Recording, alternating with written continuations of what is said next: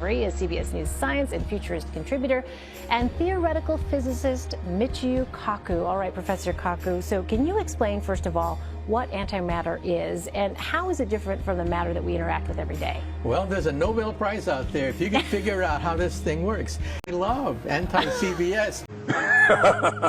But when critics say you can't do this, your answer to them is, we've done it.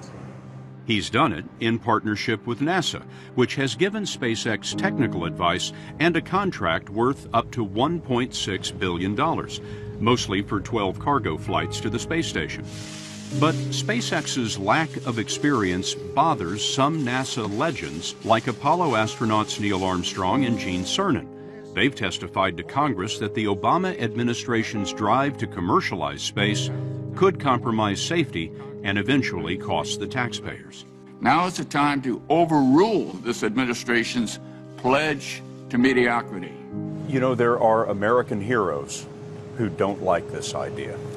Neil Armstrong, Gene Cernan have both testified against commercial spaceflight in the way that you're developing it, and I wonder what you think of that. I was very sad to see that, because those guys are, those guys are heroes of mine, so it's really tough. I wish they would come and visit and see the hardware that we're doing here. And I think that would change their mind. It's difficult. Did you expect them to cheer you on? So they're hoping they would. What are you trying to prove to them? What I'm trying to do is to make a significant difference in spaceflight and help make spaceflight accessible to almost anyone. And I would hope for as much support in that direction as we can receive. So what you see behind me is the world's first fully reusable rocket. You've seen rockets lift off, but you've never seen one land before.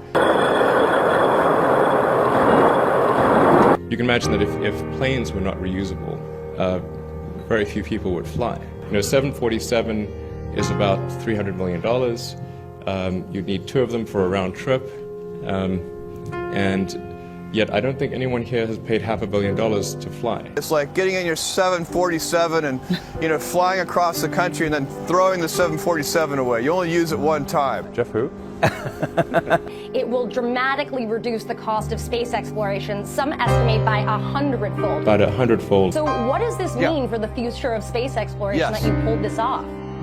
Well, what we've done is we've demonstrated that it's possible.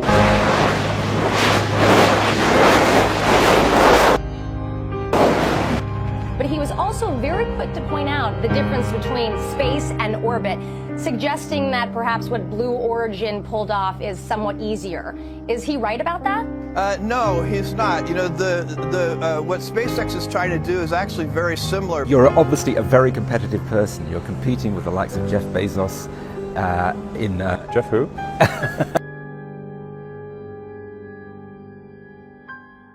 Finally tonight, that Tesla and that dummy floating somewhere in space tonight. But is David Bowie still playing?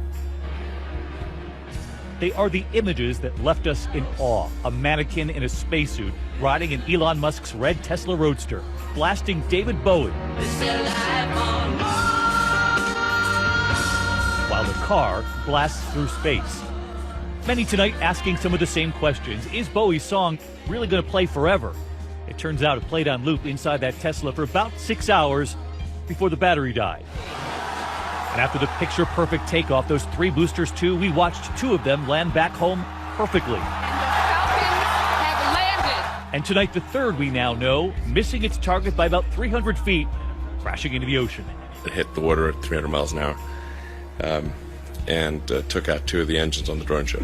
Elon Musk revealing that the rocket carrying that Tesla, originally on a mission to Mars, now on a trajectory toward the asteroid belt between Mars and Jupiter, where it could stay in orbit for millions, if not billions of years. Maybe discovered by some future alien race, thinking, what the heck, what were these guys doing? Did they worship this car? 6,000 employees cheering on that launch back at Mission Control outside Los Angeles. We've taken you there before for Made in America, sending supplies up to the International Space Station in a capsule made here. And this right here? This is the Dragon capsule. American-made, American engines sent into orbit. And that's the first time a private company had ever done that. And I think the windows are very telling, aren't they? Yes. It's sort of a hint of what you plan on doing. It is, absolutely. They want Americans looking through those windows one day. But for now, just a mannequin in a car barreling toward Jupiter and Mars.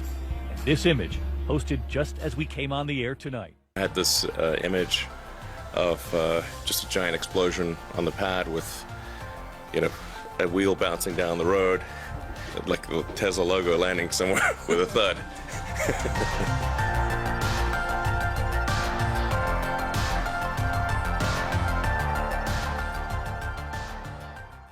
Mars actually has a huge amount of water and water ice, so I don't think we'll really suffer a water shortage on Mars.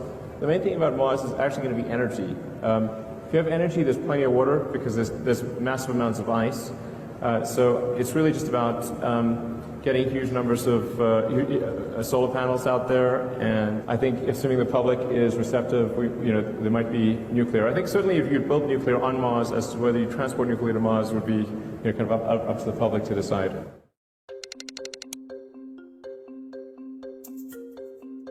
In September 2017, SpaceX CEO Elon Musk revealed his latest aspirations for colonizing Mars.